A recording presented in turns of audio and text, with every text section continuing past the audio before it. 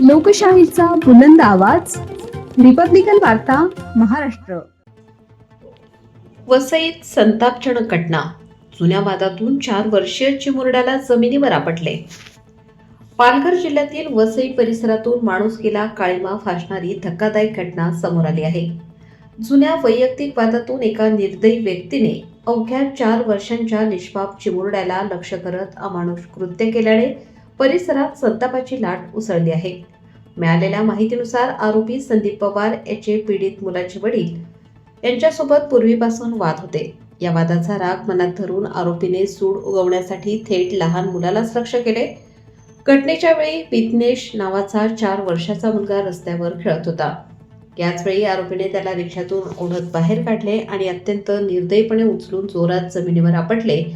ही संपूर्ण हृदयद्रावक घटना परिसरातील सीसीटीव्ही कॅमेऱ्यात कैद झाली असून फुटेज पाहून कोणाच्याही अंगावर शहारे येतील. या प्रकारामुळे स्थानिक नागरिकांमध्ये तीव्र संताप व्यक्त केला जात आहे.